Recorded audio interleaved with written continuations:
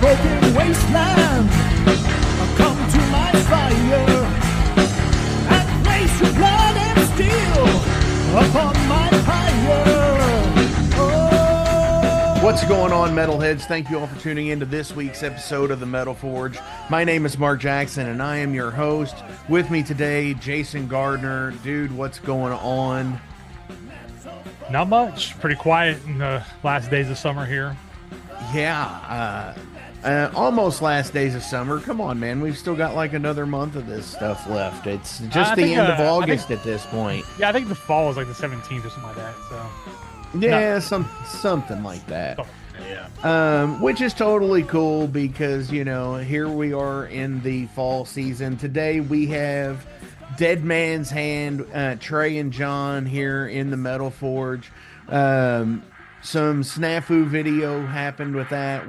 I'd had a video of it. It's not there anymore. I don't know what happened with it. I don't know if in the PC swap out, the great PC swap out of 24, if maybe I just lost it or something like that. But where this is video, there will be a music video or two in this as well. So yeah, we're getting better with the video episodes. Pretty soon they're pretty much going to all be video all on the Spotify platform and the YouTube shows and stuff like that. You'll still be able to get the audio on everywhere that doesn't support videos. So, which is totally cool these days. So what do you think of shit like that? Yeah, I mean, as long as I have an audio option, I'm good. I mean, obviously, I listen to a lot of podcasts while I work and stuff, so audio is my preferred way to hear it. But, I mean, if it's something I want to watch, you know, then I'll take the time to watch the video. But sure. Yeah, as long as the audio is available, I'm good. Even if it's watching a video and turning my phone over so I don't accidentally watch it while I drive or something, you know? Yeah, so you don't have to look at my mug, right? Well, no, it's not just that. I mean, I have no problems looking at the mug, but I'm just saying when I'm driving, I should probably not look at it. So this week with Dead Man's Hand from Houston, Texas, they're a prime example band of what I mean, that it doesn't always have to be distorted guitars and crazy, like, screamed lyrics to be heavy. Right. Because obviously heavy is just a mindset, and where I think these guys do pull some inspiration from like the whole Texas rock and metal scene. Mm-hmm. They do have a forefront with some acoustic guitars and shit like that.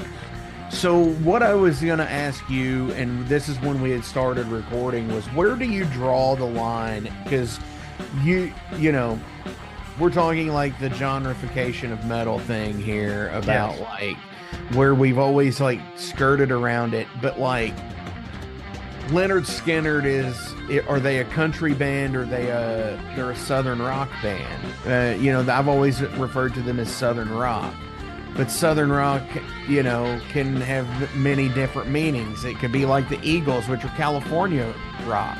I thought you corrected me a couple months ago and just said it was the Eagle. They were just called Eagles. They are Eagles. Right.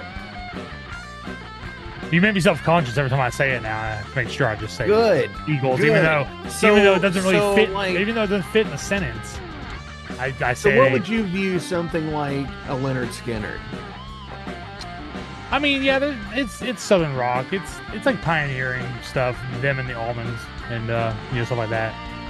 As far as like heavy goes, like my thing is like heavy is more than the sort of guitars and in-your-face drums. It's attitude. Because I mean, people wouldn't say like "Whipping Post" by the Allman Brothers is heavy, but I think that's one of the heaviest songs I've ever heard, and it's not by any means you know, what they would call a banger. In fact, I think a lot of bands overly try to be heavy, and it just loses it and just comes off as stupid. I can go on and on about bands I can say, but I'll say that for another time. But yeah, it's all in the. Hey, I'm sitting right here, pal. I didn't say overload. It's all in the authenticity of the music more than, hey, this band is doing this, let's just copy it, kind of thing. For sure. And that's where I think the cool thing with like bands like Dead Man's Hand, you know, where they do have this southern rock feel to them, but yet it is kind of in your face as well. Yeah. But it's from a place of authenticity, because Yeah. it's been that thing where I've been kicked while I've been down my whole fucking life. And here it is, fuck you. I'm going to stand the fuck up for what I am and what I believe in. Yeah, I mean, it's not even really the subject matter to me more than just that it just comes from a place of pureness versus chasing the dollar. Hell yeah. Yeah. I mean, even like ZZ Top, if you go back, like even like you know, Waiting on the Bus, I think it's a really heavy groove riff. For sure, yeah. Or like Just Got but Paid you is gotta really but good. here's the thing with that. Here's the cool thing with Waiting for the Bus is, but you've got to have that heaviness with that mellow. Yeah, with sure. Jesus Just Left Chicago. Yeah. I mean, yeah, it's like I said, heavy is not a It's a heavy is not- mindset. heavy is not just exclusively heavy metal. Metal is just this distorted part. Heavy is just like from the heart. Sure. Yeah. And that's where, you know, I believe things like The Lost Highway by Hank Williams Sr. is a country metal song because it's so heavy for the subject matter involved with it and the life experience. Right. And ultimately that's what the Metal Forge is like this cultural thing, is talking about life experience, because that's all we fucking ultimately have, is it's all we know. And, you know, and I mentioned this in an interview a while back about, I had seen an interview with Willie Nelson saying that, like, when he was young, his mother told him that every 100 years there's new people, and these are the people in our 100 years. Yeah, so the thing about Willie Nelson is he's really going to see it through to the end, it looks like. Fuck yeah, because he's like almost hitting 94 100. or 96. Yeah, he's almost 100 now. Yeah. Which is so interesting to me. Maybe it is the herb, you know, that has kept that man alive so long. Yeah, You I know? mean, Jackie went and seen him in concert, like, God, I guess it was earlier this year. I don't even remember now. Time just kind of compounds together anymore. But yeah, he wasn't really into the show. So I think a lot of it's just he was just kind of out there to get a payday or whatever. Because she said he came on, played some songs, and he just left. You know, he just got up and just left. Damn. I know it was quick. I know it was quick because I dropped her off. I stopped, got my kids something to eat for supper on the way home. I got home, I sat down, I divvied out their food, and she called and said, "We're done, come get me." So there I went, drive 25 minutes back, passing the devil driver and who was it? Cradle of Filth show down the river while I was going by. I was like, oh shit, that's pretty cool. I can see it from here. There's a bunch of green with smoke and stuff, and drive right back to and get her from downtown and drive home again. So yeah, it was a quick concert, and he had an opener too, which was the damnedest thing. I was like, Jesus, how long did this guy play for? You know? That's insane. You know, I saw it was wild. I actually got to see Willie Nelson about 20 years ago, and it was wild because it was the anniversary show of like the Willie and Family tour. It was like that. It was like the 30-year anniversary of that. And my parents went to that tour in the same place back in the day, and I went with them this time. So it was like me, my mom, and my dad, and it was like the Willie and Family tour, and it was so fucking cool. It's funny because like he was considered pretty old when your parents went, and he was considered pretty old when you went, and now like he's really fucking old and still out there. But he will probably be the one to fall off stage. You know, if you're doing like a celebrity death pool, he's probably, him and Clint Eastwood are probably pretty safe names to put on there and for the next couple of years. Yeah, I mean, but it's always someone like weird, like someone young or someone you don't expect it, like, you know, gets it. But I'm not currently in one, but I have been in them before. Dude, I just want to know who Ric Flair's buying off to fucking stay alive. He might be just getting like blood transfusions or something at this point. Who knows? Yeah, I don't know. He's up there too. That's another good candidate to put up. Because sure. I have no understanding as to how that man is still alive, because he is insanely fucking, like, I don't know, just like fucking. Oh, he put his body through a lot. Yeah, not to mention all the wrestling. Yeah, not even drinking. I know he wants to. I know he wants to die in the ring, and that's so upsetting. That's just like, you know. I mean, come on, dude. A man his age, a Hell in a Cell match should do it. Let's pull Taker out one last time. Yeah, the permanent retirement of Ric Flair. Yeah, dude. Speaking of, you know, shout out always to, you know, the Motorhead fans, because this obviously Dead Man's Hand. I'm gonna go ahead and we're gonna go ahead and play some Dead Man's Hand. This is Bobblehead Jesus. Nice. Yeah.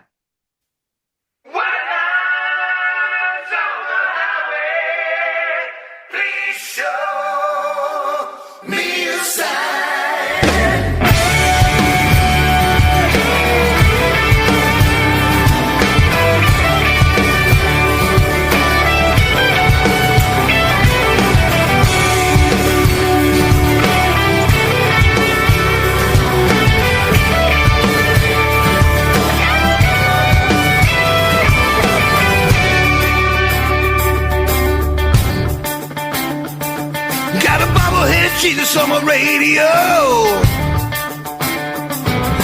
full tank of gas and my foot to the floor. Praying now, Jesus, give me that load. Back to my baby in my flatbed Ford. Yeah.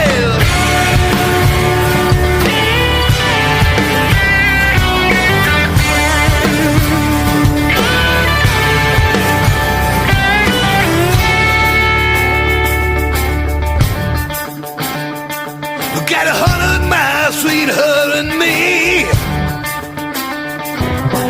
running all the red lights through the country. The pedal to the metal, I ain't taking it slow. Bobblehead Jesus said no, no, no. White lines on the highway, please show me a sign.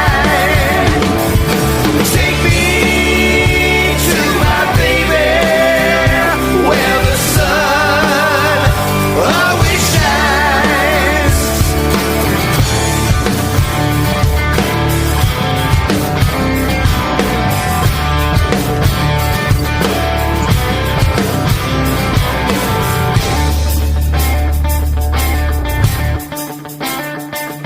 She's up all night and listening for a phone, praying for a man who's coming back home. Praying now, Jesus, bring him home, Lord. Bring him home to me in his flatbed Ford. White lines on the highway, please show me a sign. Take me to my baby, where the sun always shines. Shine down on me.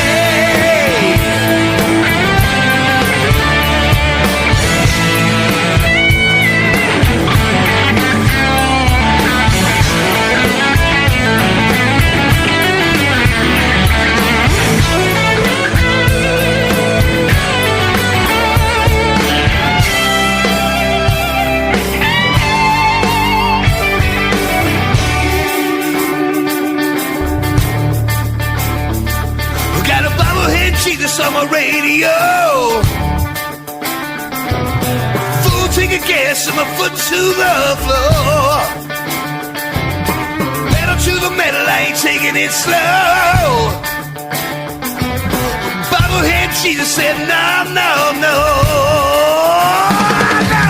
White lines on the highway, please show me a sign.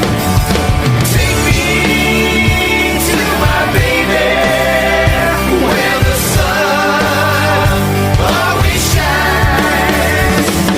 White lines on the highway, show me a sign.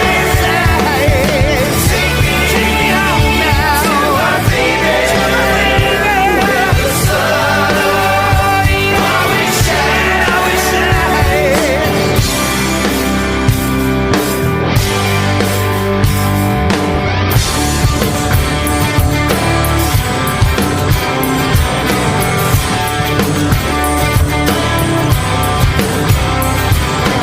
White lines on the highway, show me a sign. Take me home now to my baby, where the sun always shines. All right, metalheads, this week is a little bit different, as you just heard in the previous song, because that's not necessarily metal, but you know how I am here into Metal Forge. I always say that if it's heavy subject, you know, you can always have heavy lyric matter and lyric content and whatnot, and it still be absolutely fucking heavy, because Hank Williams is fucking heavy. And I'm sitting here with Johnny and Trey from Dead Man's Hand. Yes. baby. Shout out to the Lemmy for that, you know. Dudes, what's up? All good, What's man. wrong, All bro? good here in Houston. Fucking Houston, Good we to hear, do brother. not have a problem. Well, we Yeah, do no, not have sir. a problem. Not anymore. Hell No. yeah. Fucking, so you guys are from Houston, and I already know how Houston is in the summertime, which I am so glad, like, Hell's Heroes is in March, so it's not, like, insanely fucking hot. But, so how's the Texas summer going already? Well, I think the heat index today was, 101? Trey, that sound about Yeah, the right? humidity is like 87%. Yeah, it was a fucking glorious day in Houston. Yes. Yeah, you know. Yeah, it was a sweat box. By the time I got off of work, I was soaked all the way down to my nuts. Ugh, Yeah. So, you know, dude, nothing like a soggy nut day. You know, Dude. it's you know, what I tell people all the time about living here is, yeah, it sucks, but the economy's great. So, you know, what are you gonna do? One of these days I'll move someplace where the weather doesn't suck, but in the meantime I'm making a living. Dude, Yeah. have you? All right, this is going to be bad for the audio listeners, but I'm going to go here. Have you ever seen the memes where it's people written in the same font, where it's like somebody who looks like somebody and sounds like somebody else, and they're just like two separate people, but they look similar and sound similar? Sure. Oh, yeah. Dude, with Trey, I am completely getting Rick Harrison from Pawn Stars. You gotta look. Really? You've got definitely. You've got more hair than he does, because I saw the ponytail. But you sound like him. I'm just sitting here imagining his voice would be like, "Best I could do is $35." That's man, great. That's all that. You know, it's funny. We were in the studio when we were doing the first tracks for the record, and we're working with Greg Gill. I've done 2 records with back in the past. Johnny has as well, but the first record I did with those guys was like in 2005, I think. And anyway, going back in the studio recording with him again, and his wife Allison was like, "Trey, man, your voice it's really changed. It's really deep now and raspy." And I was like, "Yeah, it's all whiskey and cigarettes, you know, and abusing the shit out of my voice singing rock and roll." Because yeah, my voice the speaking voice has got really low. You just give me another couple years, dude, I'm gonna be like, hey, Johnny Cash. Dude, my godfather, had the deepest fucking voice I had ever heard in my life. I mean, like Andre the Giant deep. Oh yeah, that's down. There's a Hey, boss. You know, I can't even do it justice by on Oz, man. Yeah. Yeah, I can't even do that justice. But yeah, man, I totally get what you mean. Mine has as well, and it is the abuse of the nicotine over the years, and the drinking, and just the fucking barking out metal tunes. Oh yeah, man. It's funny, Yeah, man. it'll do it to you. You listen to the way I used to sing really high, and you know, and I spoke with a higher register voice, but all this, you know, man, dude, I've been doing this like 35 years or something, and yeah, I don't sing high anymore. Well, it takes a toll, man. It's like I noticed it with Ozzy when they did the Black Sabbath reunion and they didn't do Sabbath Bloody Sabbath because it was such a higher register for him that it would not be able to be done justice. No, they'd have to down tune even more, man. Tune down to like F or something. Well, you know, Trey, in your defense, okay, most rock singers who've been singing for 35, 40 years don't sound the same. That is true. I think it's just part of that maturity thing and all the wear and tear there, and you know the human voice. You know, it's not like a guitar where it just gets better. It it you can't just go in there and change your strings, man. I mean, you know, exactly. Oh, so, I mean, we'll be doing that'll happen. You know, that's a technology that's gonna happen. Or you know, I mean, use a voice box or something. You know. Oh, Bon Jovi I just watched that documentary thing the other night, man. That the Bon Jovi thing, and he's got like they put plastic shit in his vocal cords to repair his vocal. A piece of plastic in there. Oh, I'm sure. Like, I guess it's no different than any other muscle tear. Yeah. Well, yeah, I guess, but I mean, it just a little tiny piece of plastic. I mean, your vocal cord's like the size of your thumbnail, man. Yeah. Go in there and put in two little tiny pieces of plastic, but to still duplicate the same voice with your actual chords are gone, and now you got this little piece of plastic in there. That's it's got to be doing that weird vibrato, and oh my gosh. Yeah. See, that makes me think of like people with like ear tubes, and when the tubes fall out, like, is that gonna happen when he's gonna go for this note and that piece of plastic's gonna just like lodge in his throat or something? I mean, is it gonna bust loose? I'm not a fucking Bon Jovi fan, but I don't wish him that. Yeah, dude, I'll just say that man's had like a 50-year career or something, and it's like when most of his contemporaries kind of just disappeared during the 80s or during the 90s, that dude kept going, Oh yeah, well, see that they did the reinvent because when that genre had shifted into the post-grunge scene where it's like the singer-songwriter stuff from Seattle. He shifted into that. And, you get stuff like... I'm much akin to that era Bon Jovi is like Goo Goo Dolls. Yeah, very, very much, man. But if you look at, that dude's like... He's from Jersey, and he's a huge Springsteen guy, right? So, sure. Huge fan. So, I think that's what he was trying to do. He's trying to be Springsteen, Oh, yeah. And I'm like... And he kind of is, he's kind of hit that stride. Sure. And good on him. I mean, shit, the dude's been doing it. He's selling out stadiums. Right. Yeah. Absolutely. Where, nobody else from that era is doing that pretty much. No. I mean, I guess the Motley Crue thing, I guess they kind of did it, but Yeah, but I think theirs are more, mid-size places. Like, I'm sure they could sell out White Oak down there in Houston, but could they sell out the the Astro Center? They played at Minute Maid Park last summer, but yeah, but they were with Def Leppard though, weren't they? Sell it out, but it was like them packaged with, Poison and Def Leppard. Yeah, Def Leppard selling those tickets. Yeah. So but I mean, Bon Jovi.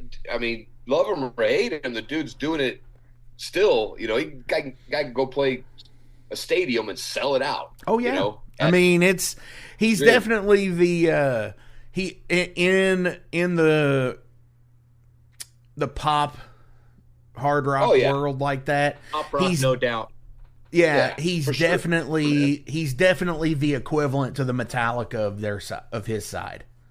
Yeah, absolutely. It's going to be interesting to see how his surgery kind of holds out, and how his recovery is going to be, and whether or not he's really going to be able to get back out there and tour, and is it just going to be spot gigs here and there? Well, and, if he brings back Richie Sambora, it's all jumping the shark. Dude, I guarantee. I think the only holdup on that is whether or not his voice holds out, man.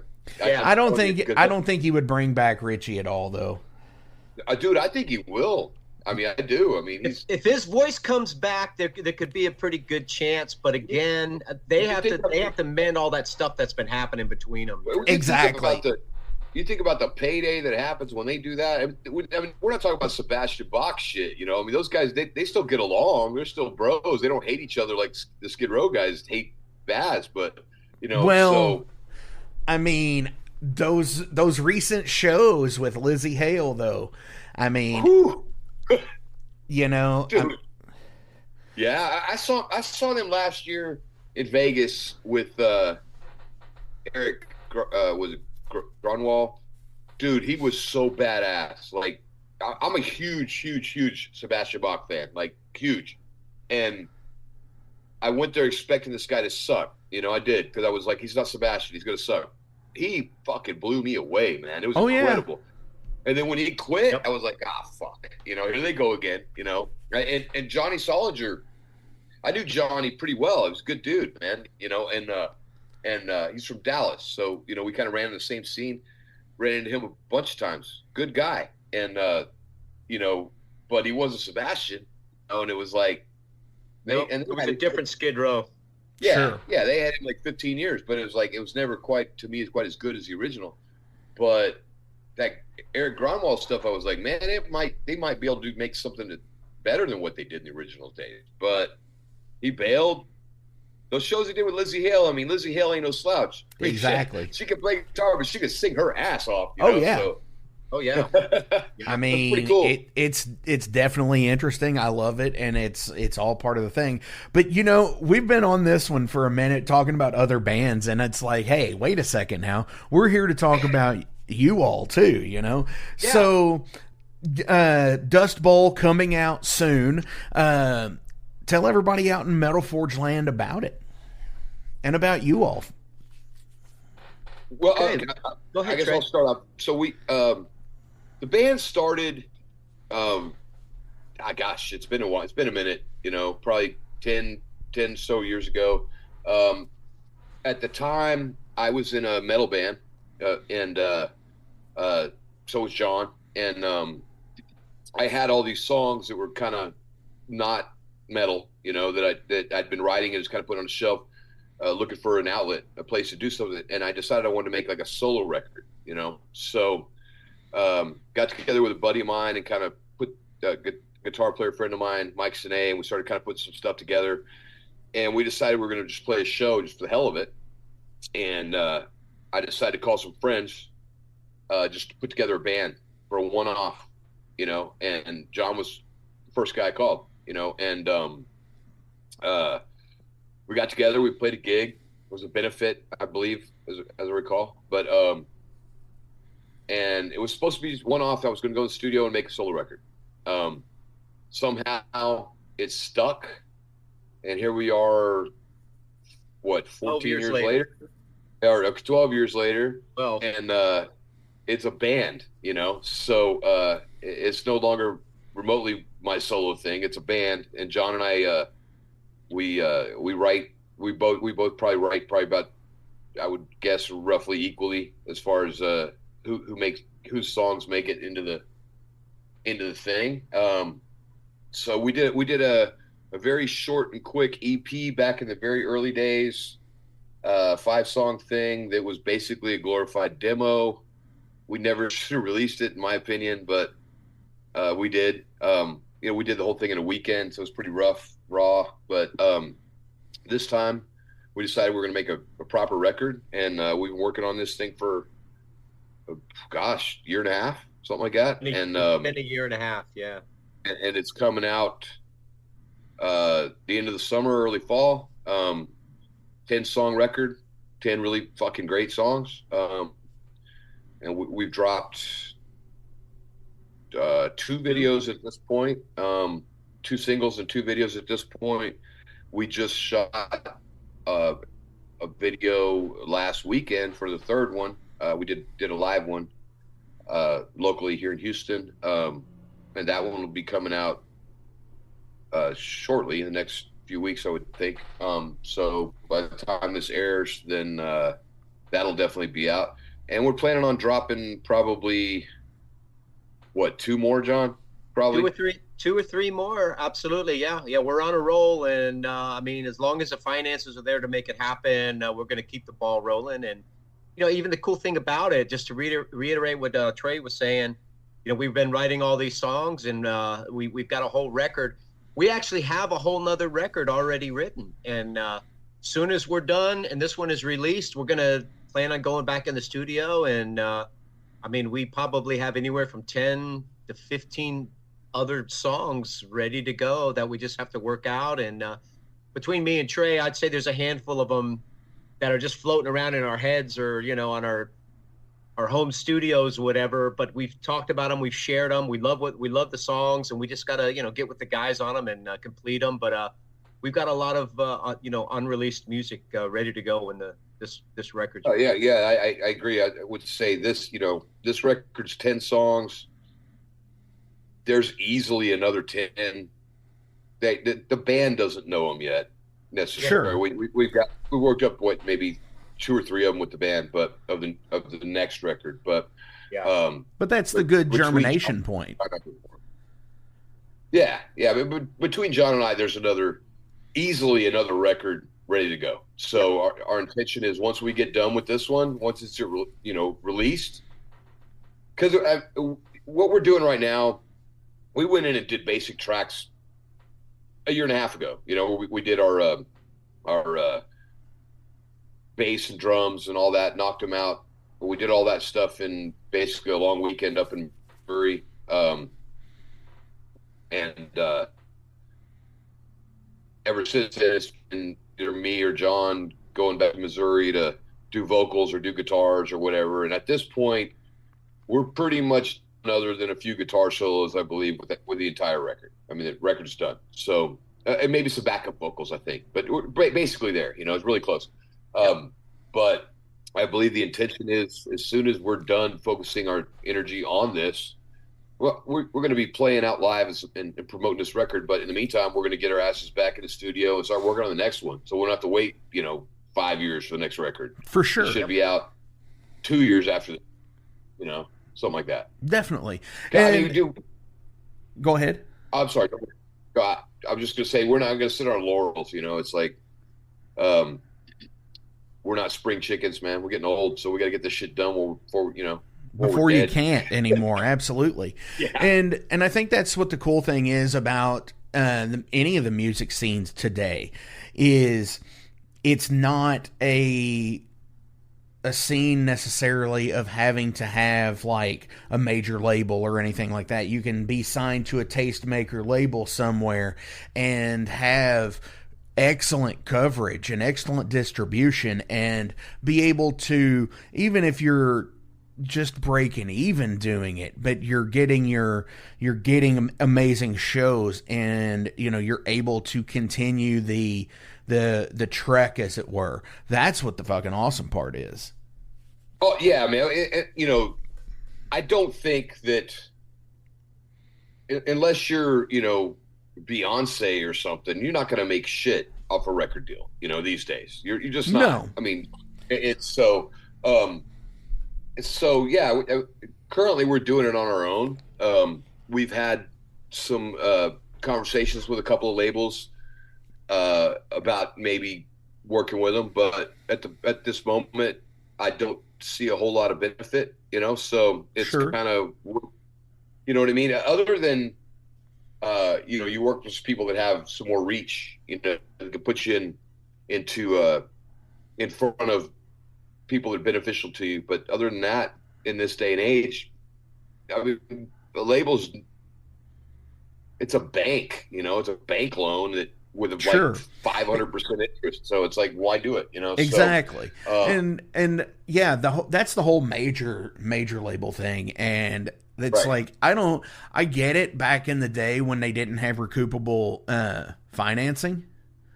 They Right. just gave the fucking money to the artist, and whatever they made back off of it is, that's where they got their money back. Now, yeah, you're right. It's a fucking loan, and you're fronted money that you have to pay back at a ridiculous, exorbitant fucking interest rate, and it's a very predatory prey industry.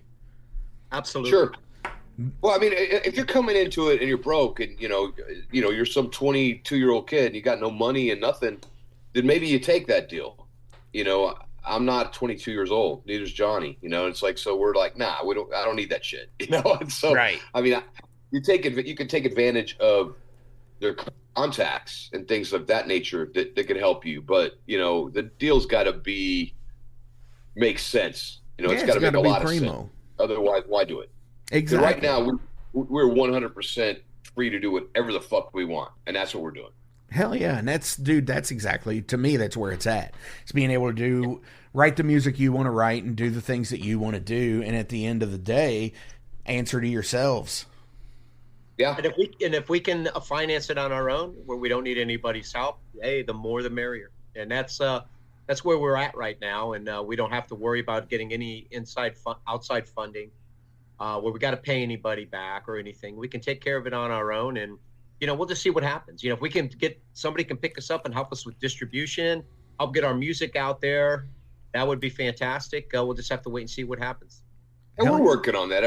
We got some irons in the fire in that regard. But for the time being, we're not in a hurry. We had a couple of offers, and neither one of them has been all that interesting to me, other than the distro. The distro was good, but I don't feel like it's that hard to find distro. So at this point, it's like we're just going to keep focusing on what we do. If something drops in our lap, For sure. one of our videos blows up a little bit, or one of our singles goes off a little bit, and somebody are calling us and they're wanting to write a big check, then hey, yeah, I'll take it. But meantime, we just keep going. Hell yeah, dude. I totally get you.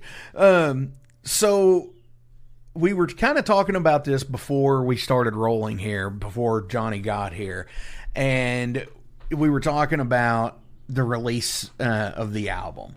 And are you doing a physical release of it at all? Are you doing anything like that? Because, Trey, you had said that you're like, I don't even have a CD player anymore.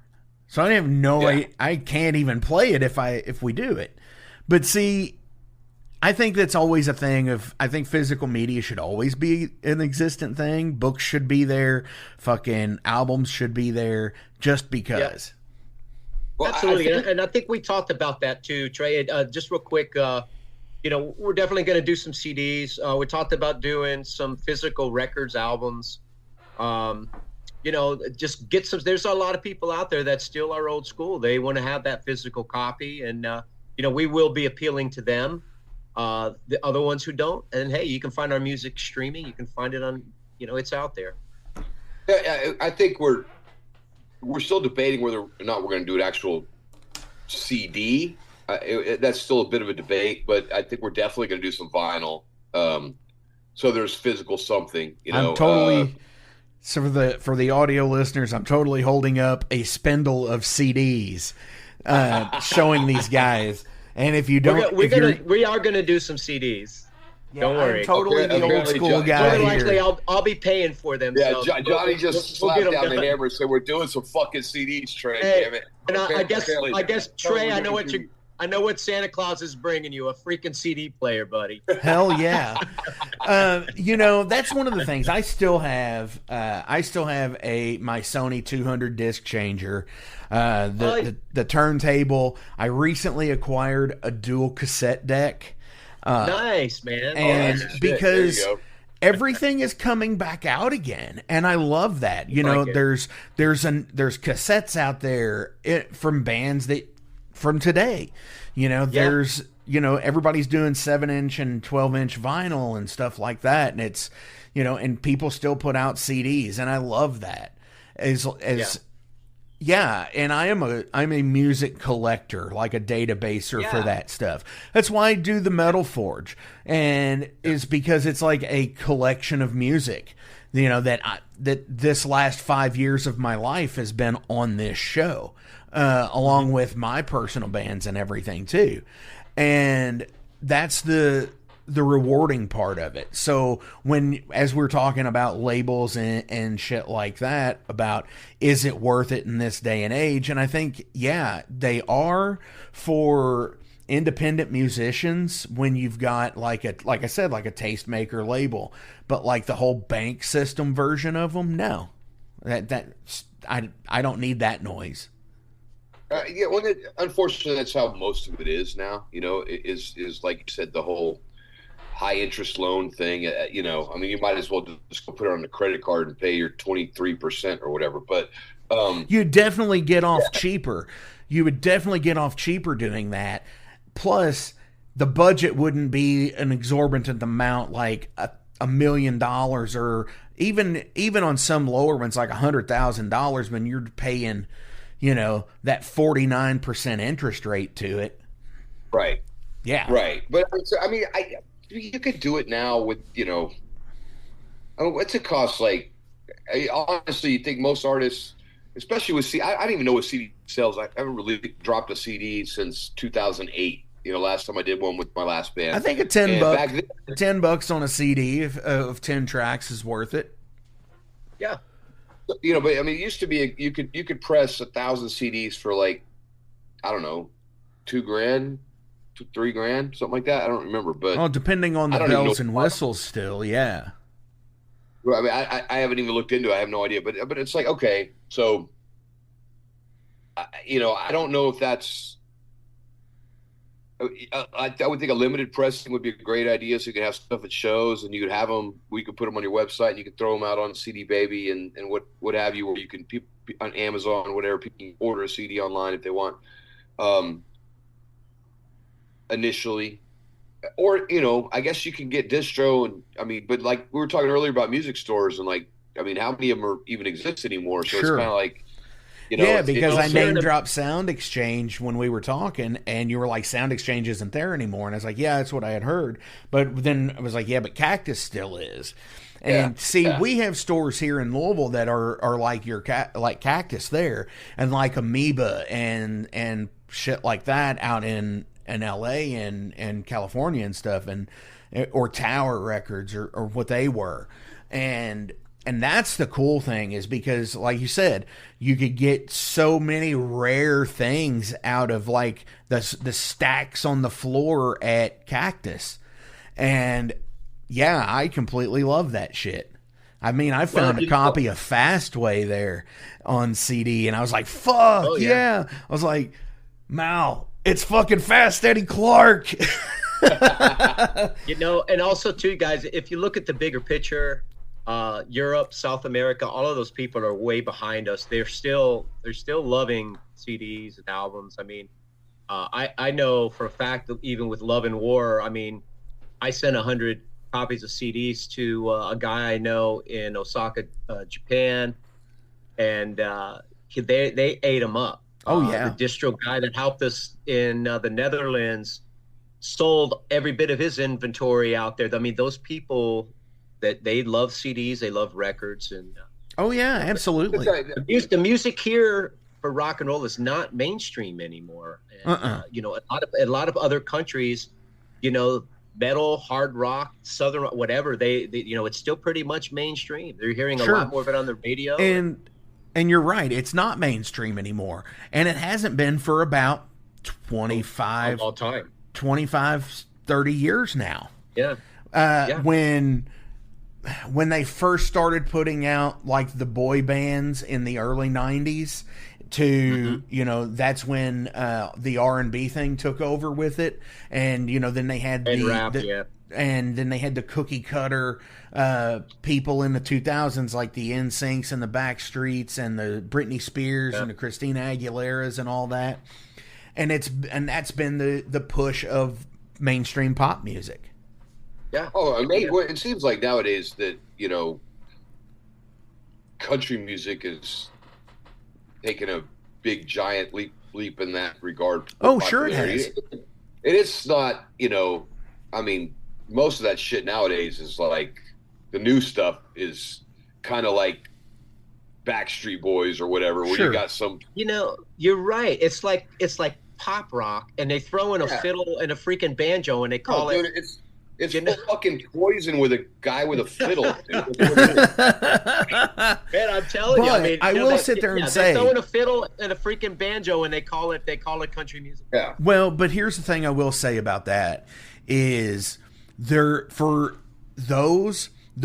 those diamonds out there that push the boundaries of the genre and mix that bit of either like hardcore punk or metal or whatever fusion they do with people like Hank the Third and Shooter Jennings and the Dead South. Those groups. Oh yeah, but those guys are not Nashville guys, though. They're that alt country thing, which is kind of what we're Johnny and I are thinking. That's where our market probably is over there. Sure. Because, you know, bands like Cross Canadian Ragweed or Whiskey Myers or Blackberry Smoke.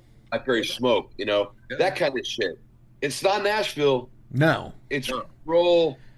It's if I were to put the genre thing on there, you know, being metalheads, you already know, like there's the new wave of British heavy metal, and you know, with your Maidens and your Priests and all of that, and then now there's what they call the new wave of traditional heavy metal, because that British heavy metal is now traditional, and now you've got bands like Haunt and Seven Sisters and Night Demon and stuff like that. Well, I mean, you would technically be in that new wave of American Southern rock. I would agree with you on that. Yeah, I think I mean, because you do take pages from the country thing and the metal thing. You know, there's enough Hank Williams and enough Pantera. Let's just say that. Yeah. Well, I mean, it's funny because, you know, we have the song we just shot a video for like 3 days ago. We did a show and locally and had our videographer out, Kareem, out and his crew, and they filmed us live. And it's a song Johnny wrote called City Slicker. And the very last thing I say in that song, I took a page from Pantera and it says, "Walk on home, boy." Yeah. Like, hell, yeah, it was our nod to Diamond. Nod, you know, dude. Totally get it. Totally get it. So hell yeah, dudes. This has been an awesome conversation, and we're only about halfway through because now it's time for Derailed. These are 5 random questions about you as people. Obviously, we're all artists, so there's gonna be some music bleed over, I'm sure. What makes you smile? Oh man, go ahead, that's such a broad question. So many things do. I think happiness comes to mind. You know, love of a good woman. Just being able to immerse yourself into your creativity and music and things that you love to do. Yeah, I mean, my favorite things that make me laugh, primarily my kids. You know, I mean, yeah, that too. But watching and I got grandkids now, man. I'm an old motherfucker. So. You're a pop. What's your grandpa name? Pop. Papa. Papa. Oh, Yeah. Hey, you know Yeah. what my grandson calls me? Papa John. that might not be a good thing, Oh, man. Papa John. You know what? That's funny, John. One of my grandsons calls me Papa Trey. That's pretty fucking funny. Oh, dude. cool. Yeah. But I always think of the pizza, so it just cracks me up every time it says Papa John. Hell yeah, man. so my kids. So my oldest son has kids, and I still have a. My youngest son is in college right now, so but watching them grow up and do their thing. But now watching the grandkids do their thing, that makes me smile, and I love that shit. So life is made up of little moments of there's a lot of bullshit, that annoying crap that we all got to deal with, but you get these little moments of just absolute bliss when you get to watch people you love doing something great, or funny or whatever, and that makes me smile more than anything else. But I get a lot of fun doing this rock and roll thing and goofing off with these other three morons that I play with, and watching them do their shit make me smile. So it's a lot of fun. Hell yeah. So, out of the kids and the grandkids, are any of them, for both of you all, are they musicians as well? Yeah, my son has a band called Kerosene Shores. They're really fantastic. They've been around for a while. He started off as a bass player. I turned him on to Iron Maiden, and he just fell in love with Steve Harris. And then that's definitely understandable. Converted over to guitar, and now he's a guitar player, and he's great. So, yeah. Hell yeah, he is really great. My oldest son plays a little bit of guitar, but kind of a little bit. His son, my grandson, I'm actually giving him guitar lessons right now. He's pretty young, so trying to teach him an A chord, and it's a bit of a battle, but we're working on that. And my youngest son, I gave him a baseball when he was little, and I said every fucking bad decision that I ever made had something to do with a guitar or something like that. So no, you're going to be an athlete. So that damn good one. So he's a damn good one. Is he? Wow. Yeah, he's a good athlete. He's playing football in college, so it's cool. But I was kind of like, every dumbass decision I ever made had to do with something with me being in a place that had something to do with rock and roll. And I was like, I thought my youngest son, maybe I'd put him down the rock path. I can relate to that. I resemble that remark. Hell yeah. Who is a famous person that you would like to read their memoir? Ooh-wee. Wow. That's a good question. I never really thought about that. First of all, I was thinking, well, maybe music, but then I was thinking maybe something a little bit more broader than that. Well, most famous people that are interesting have memoirs, Yeah. So, I read Keith Richards' thing, and it was fucking awesome. But sure. But somebody who hasn't done one already. That's tough, dude. Yeah, that's a good question, man. John Adams. I want to read his memoir. Well, I can tell you that one of my favorite lyricists of all time is Phil Mogg from UFO. Right. I read Pete Way's book, and it was so dark. It was really kind of depressing that to hear what all he went through with his drug addiction. I would love to read a book by Phil Mogg. I mean, I've always been a huge fan of his. UFO is one of my favorite bands. If it wasn't for Michael Schenker, I wouldn't be playing guitar today. So that would be cool to read his book. Hell yeah, absolutely. Most of the people that I could think of in that regard, I've read their memoir. So I've read so many of myself. Yeah. Like I'm a fucking huge Steve Earle fan, which I'm guessing that a lot of folks that are listening probably don't know who he is because he's more of a country. I mean, I think he skirts that line of Southern rock.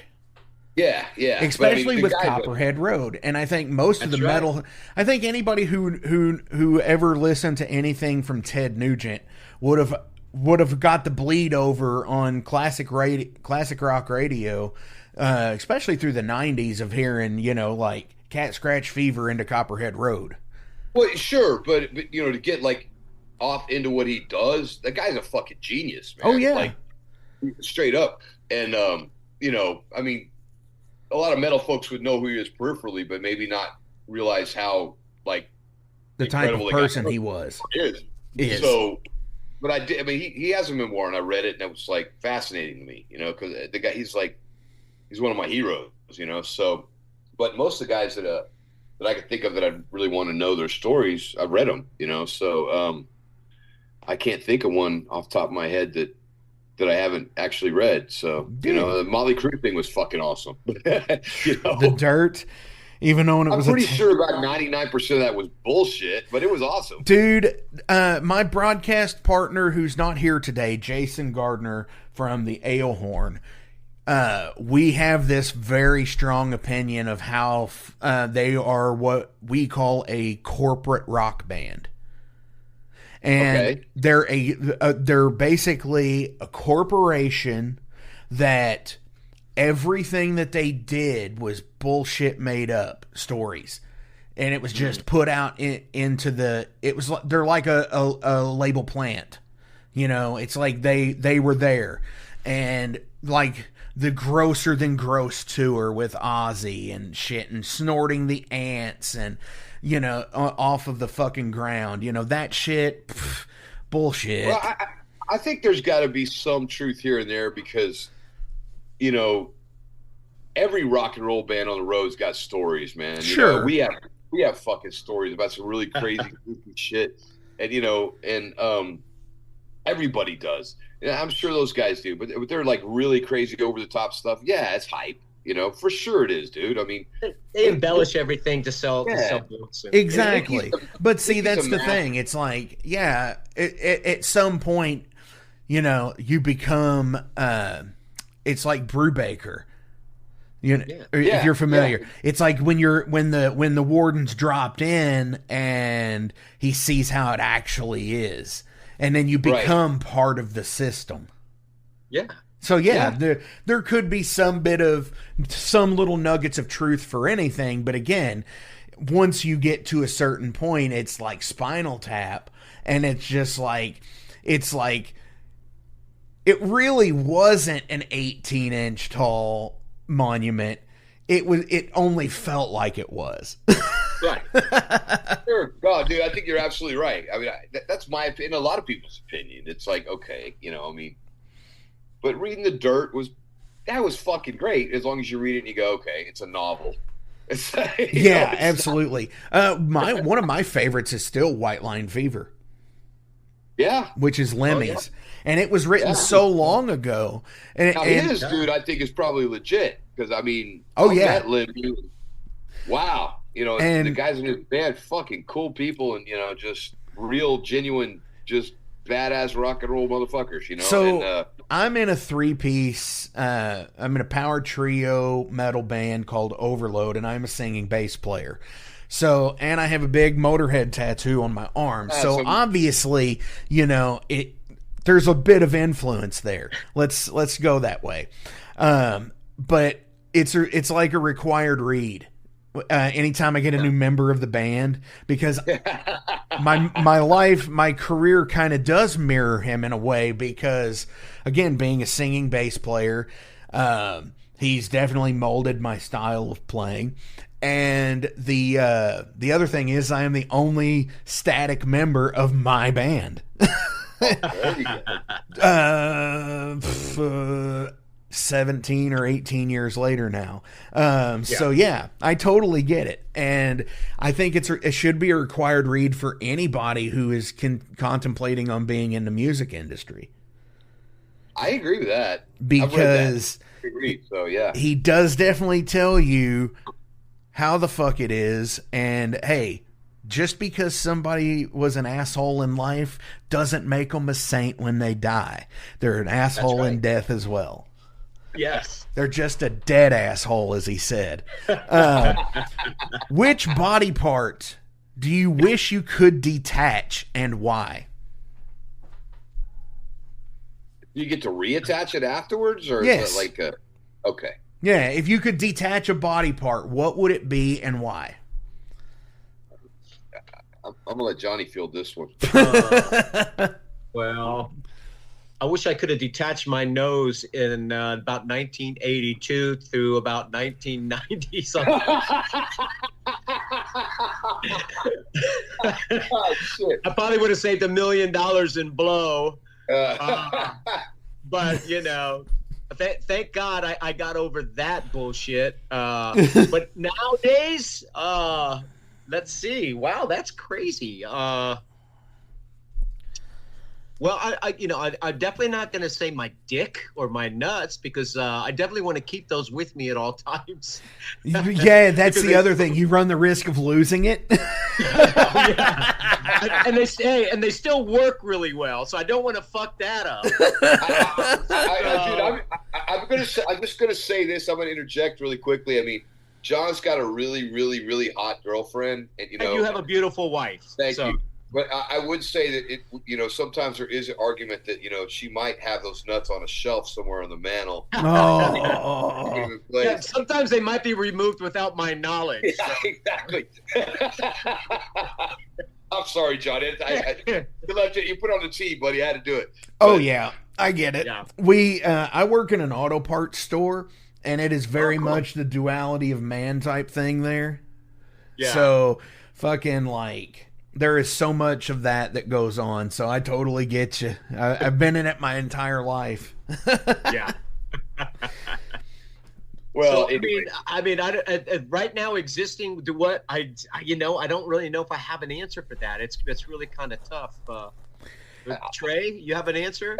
Dude, yeah, my fucking right arm, because I have like a fucked up thing going on in my shoulder, and when I sleep at night it hurts like a motherfucker, and I can't figure out a way to put my arm where it doesn't hurt. So I could take it off and go put it on top of my dresser and then put it back on in the morning. That'd be cool.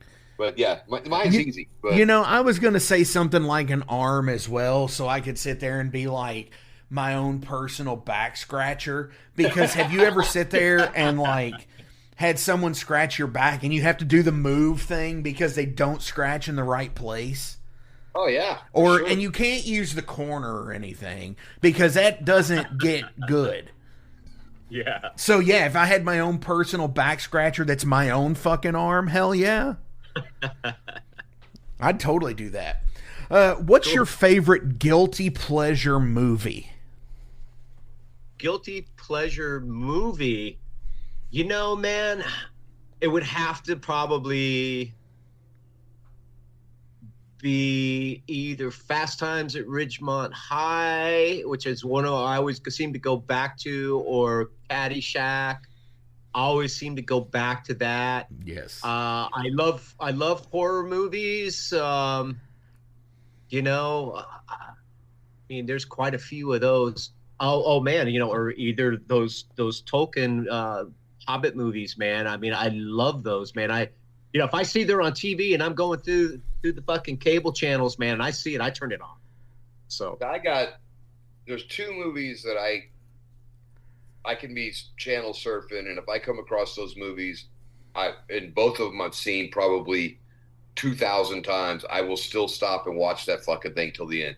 And that's Tombstone and Bull Durham. I will watch both. Yeah. No matter what. Those are good ones, yeah. Yeah, I Tombstone for sure. Bull Durham, I can stand to watch it. It is I love that film. But it's kind of comedy wise, I think My Cousin Vinny. Oh yeah. That's a good one. I want this. Marissa Tomei in that thing was a bomb, dude. Oh yeah, she's gorgeous.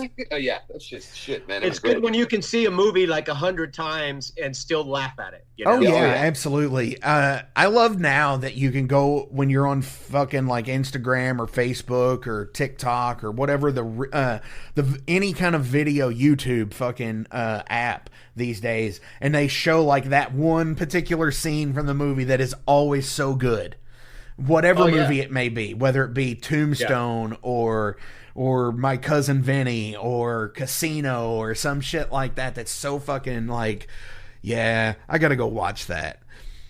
But then again, I also do think too that like there's some of them that it ruins that way. Like Hell or High Water, they keep playing that same scene from the restaurant. It's like it can't get any better than this. Yeah. So I have one more question, but before we get to it, as always, links are listed below, so please give a like, a share, and a follow. Go buy merch. Go buy CDs. Don't be out there. Support in any and every way you can. We're doing CDs. So, We're going to do it, damn it. Hell yeah. And Because I want one. I don't care if you don't want one. And that's the thing, that's what I love about Bandcamp.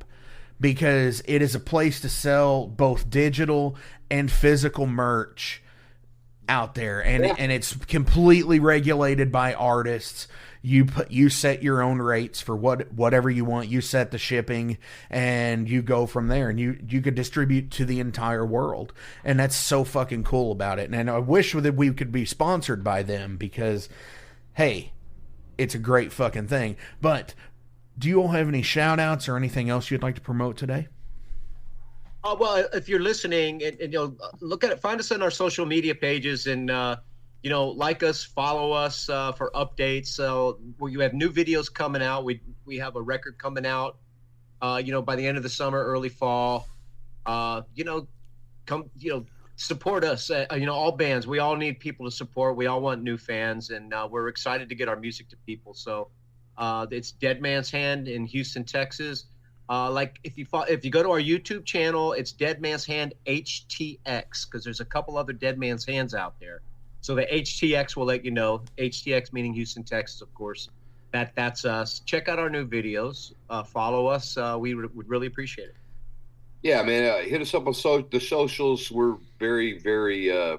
We answer quickly. We're very interactive with people that want to reach out and have questions or comments or whatever.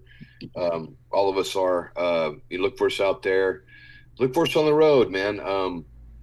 We'll be getting out and hitting the whole country here soon. So we went to the West Coast back was January, February, something. And we'll be doing that again. And Labor Day weekend, we'll be going back to LA.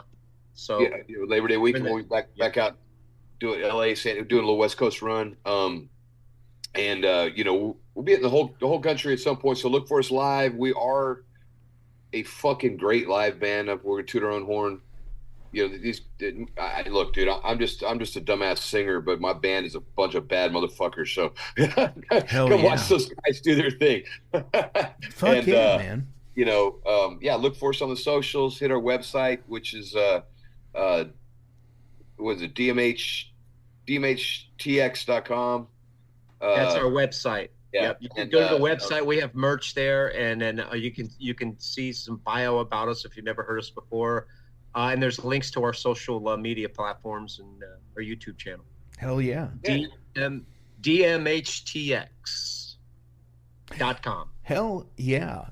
Absolutely. So like I said, those links are going to be listed below. Fuck yeah. Final question of the day. All right.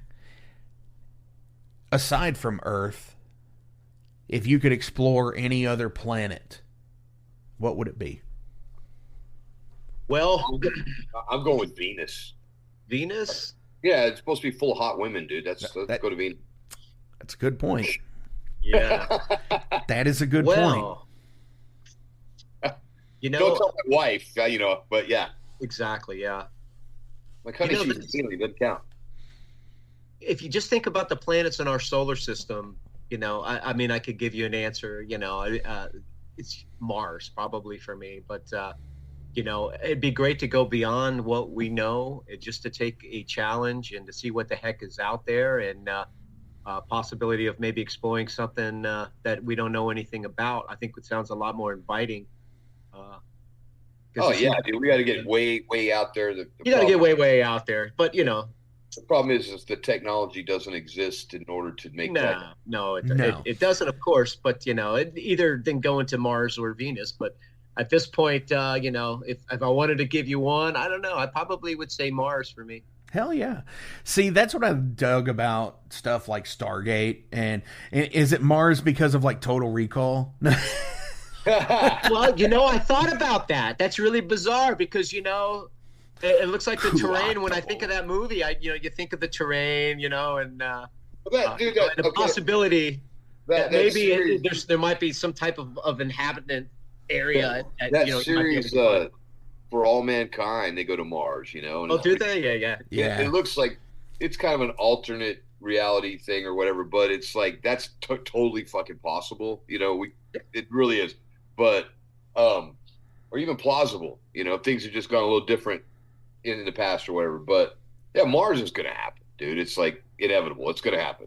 Fucking if Tesla, it's not in our lifetime, it'll be in somebody else's. The Tesla guy, what's his name? The guy that owns Twitter, Elon Musk. Elon Musk. Yeah. He's gonna make Mars happen. It's gonna fucking happen. It's gonna happen in the next 10, 15 years. We're going to Mars. But real space exploration is going to require a big, gigantic fucking leap in technology. Hell yeah. We got to go places faster, way faster. So he needs to invent a flying electric car first. All right. Yeah. Dude, he probably did. He just can't figure out how to sell it. Oh, yeah. Yeah, that's the real thing. You can't figure out how to sell it. That's right. Dudes, Trey, Johnny, thank you all so fucking much. This has been a blast. I've had such a good fucking time. On our way out today from the album, what do you want to play? From the record?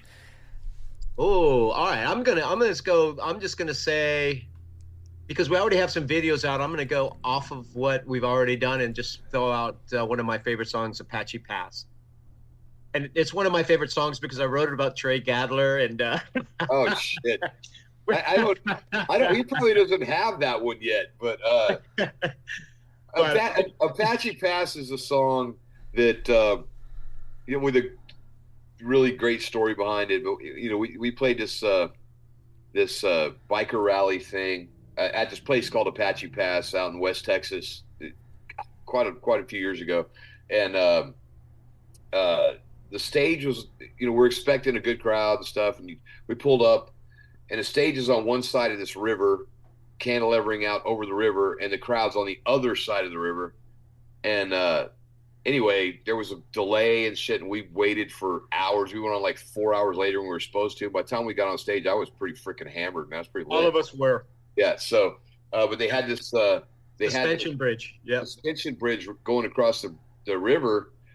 And during our set, I thought it'd be cool to grab my mic and go running across that bridge to go fuck with the crowd that was, 200 yards away from us on the other side of this river. Holy shit. I did not take into account the whole thing that sound takes a little time to travel to reach your ears. Yep. So I was singing, I don't know, a second and a half 3 seconds the band because I was hearing it. They were way in front of me, and I fucked it all up. It was embarrassing as hell. John, and then John, of course, we get home, and this asshole writes a song about it. Now I get to sing about it every fucking night. But it's a cool song. I love that song. Yeah. But, so what song for you, Trey? Well, I would say based on what we have, that I know is out there at this point, I would say Devil's Due. Well, there's only two, so all right. So if you're gonna go there, I'll say Bobblehead Jesus. You say Devil's Due. So they're both out there, you guys. You can find them on our YouTube channel. Again, that's Dead Man's Hand HTX on YouTube. Check out those two videos. Follow us. We'd appreciate it. Hell yeah! So I guess I'll play Devil's Due. Yes. Yeah. Thank you, sir. You got it, brother.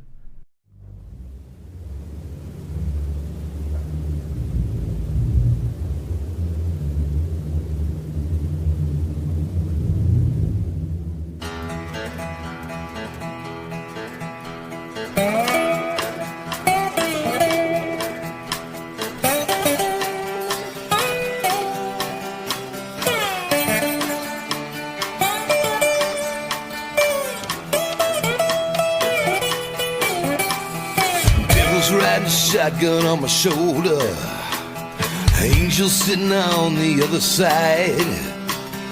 Both of them vie for my attention, both of them lending me advice. decision now, baby. Should I take the one I know is right? One of them might lead me to salvation. The other just might get me through the night. Hey, I still got some secrets I ain't ever told you now, baby. But sooner or later, we all gotta choose. Talk is cheap when it all goes down. You still got to give the devil his due.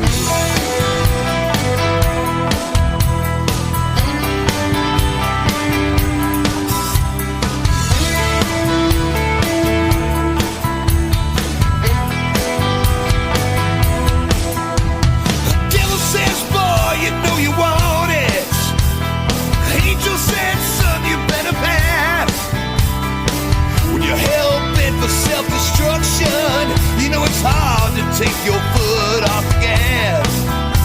That wind is blowing cold outside my window, singing me a sad, lonesome tale of loneliness and desperation, and lovers' dreams shot to hell. But I still got some secrets I ain't never told you now, baby.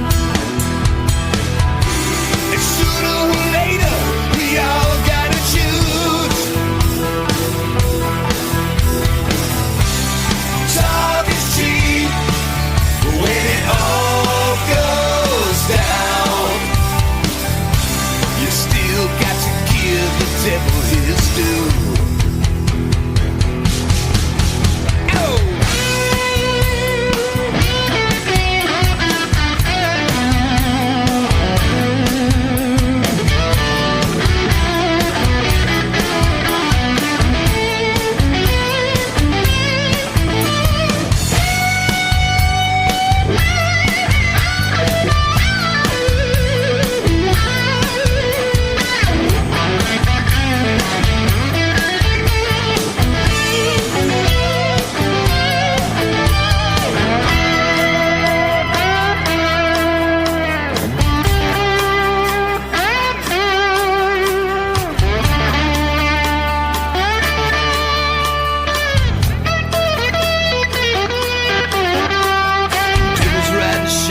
On my shoulder, angels sitting on the other side. Both of them vie for my attention. Both of them are lending me advice. Hey, I still got some secrets I ain't never told you now, baby. Sooner or later, we all gotta choose.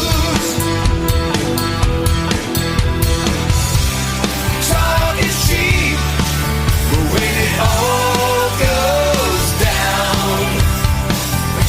You still got to give the devil his due. Still got to give the devil his due. Still got to give the devil his due.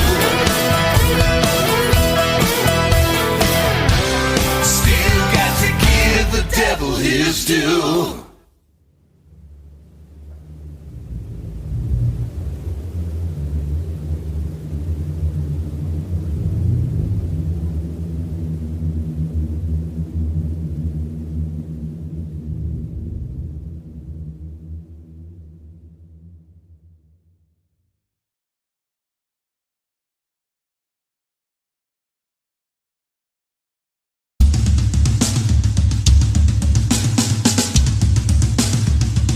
For 45 years and keeping Louisville weird, Electric Ladyland has been there for all your eccentricities. While they do offer the best smoking supplies out on the market today, there's a whole lot more to check out. From ashtrays and blacklight posters, to records, incense and burners, and items to stock your metaphysical supply. They're open from 10 to 10, 7 days a week, located at 2325 Bardstown Road in Louisville, Kentucky, and at electricladyland420.com. Roll out.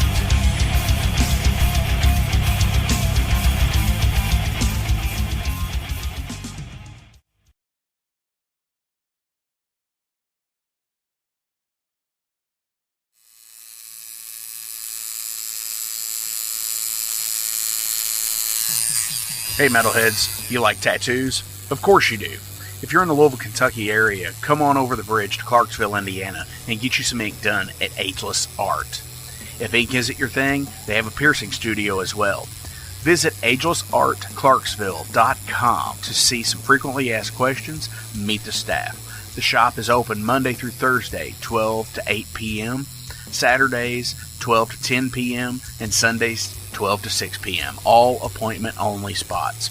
You can set up your appointments by phone at 812-283-1793 or email agelessarttattooandpiercing@gmail.com, and someone will get you set up for your first or your next tattoo or piercing.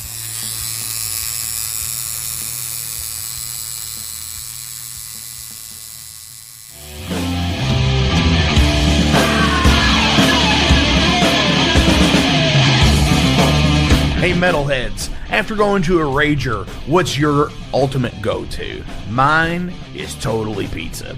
So when Overload is playing, or I'm promoting the Metal Forge live showcases, or the big goddamn metal show, I go to Pizza Donisi. Pizza Donisi is gourmet artisan pizza from right here in Louisville, Kentucky. It features things like the pizza of the month, the sandwiches, and also vegetarian and vegan options, which is so totally fucking cool for all of it's awesome pizza. You definitely want to go. Hey, and also from time to time they do cannolis. Oh, so fucking good. You know what they said, man? Leave the gun, take the cannoli. Yeah, just like that in Godfather. They're located right next to the Mag Bar at 1396 South 2nd Street. So either stop in or call in at 502-213-0488. They're open till midnight. The witching hour. Heineken, fuck that shit! Pabst Blue Ribbon!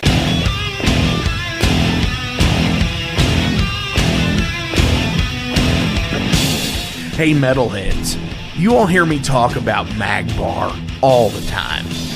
It is the home to the Metal Forge live showcases and is an integral stop in the ultimate underground metal tour schedule. They obviously feature live music, but the Mag Bar also has daily specials like Pint and Slice Night on Tuesdays with Pizza Donisi. But they also do Bring Your Own Vinyl on Thursdays with DJ Kent Jackson, and Finer Things Sundays. Located right next to Pizza Donisi at 1398 South 2nd Street, open 3 p.m. to 4 a.m. 7 days a week. Get your asses out to the Mag Bar. Rock out.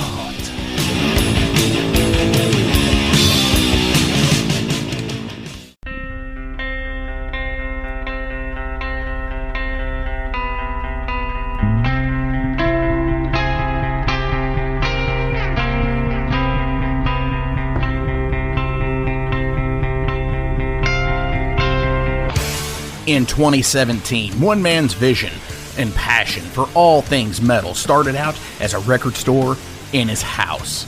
Years later, the fight against a mainstream empire continues as Shade Beast.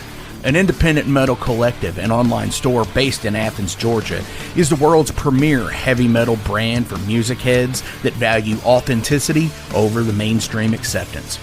Featuring original t-shirts from some of the best underground artists, as well as stickers, posters from the Shade Beast Presents concert series. Unique, one-of-a-kind collectibles and small curated selection of vinyl and cassettes from the masters old and new. Visit shadebeast.com and enter promo code SithLord for free domestic shipping on your first order, whether you're a new customer or returning. And be sure to join the Shade Beast social groups on Facebook and the interwebs to keep up with the new release announcements and talk all things metal and Star Wars. You'll never find a more wretched hive of scum and filth.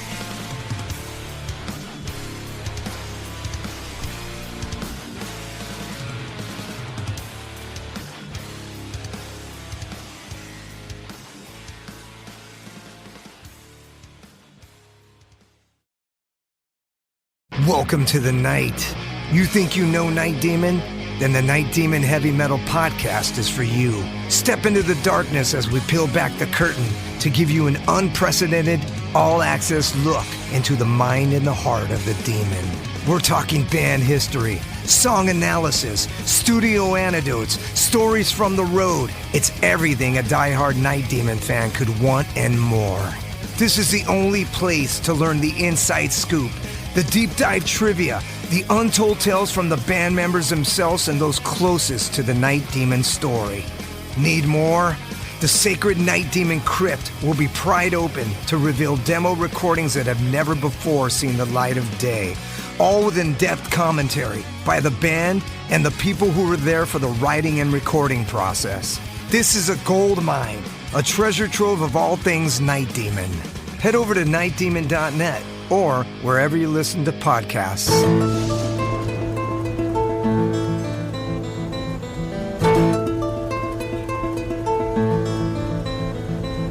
Since 2013, there has been a calling from the underground, from the graves of all those unholy, and they decided to make a zine to talk about all of this.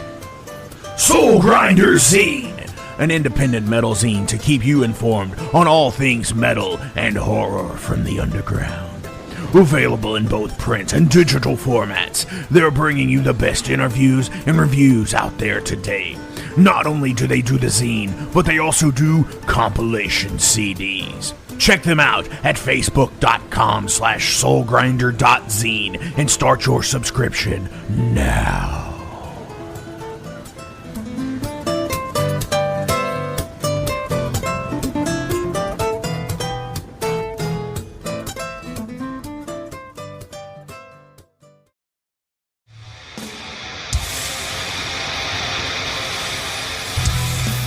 Hey everybody, let me tell you about the new sponsor to the Metal Forge, Unchained Tapes.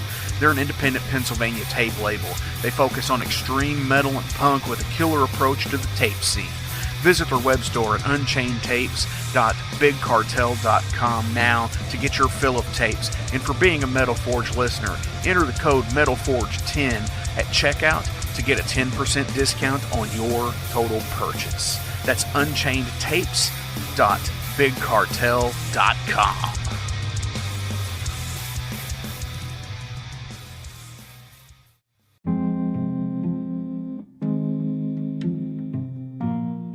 What's up, Metal Forge fans? This is Alan Bishop, the alchemist of Indiana's Black Forest and head distiller at Spirits of French Lick. Do you find yourself drawn to the unexplained, fascinated by the Fortean, or enchanted by the paranormal? If the things that go bump in the night resonate in your mind, then tune into my brand new podcast, If You Have Ghosts, You Have Everything. Featuring first-hand accounts, collected stories, interviews, history, and speculation related to all things not of this world. Available now on Anchor, Spotify, Google, Amazon, and more. Sit back, relax, and remember, if you have ghosts, you have everything.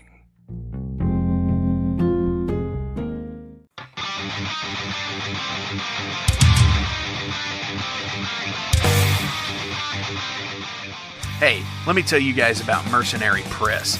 They're an independent London label and distributor of all things metal. Mercenary Press delivers the goods from their own independent zine. Trust me, you're going to want to get in on that. To distributing various bands from all over the world, including Cramp from Spain and Sadistic Force from Texas. Visit mercenarypress.bigcartel.com to find out what all they have in stock and what you can order. And for Metal Forge listeners, enter code METALFORGE10 to receive a discount on your total purchase at mercenarypress.bigcartel.com. Check it out now.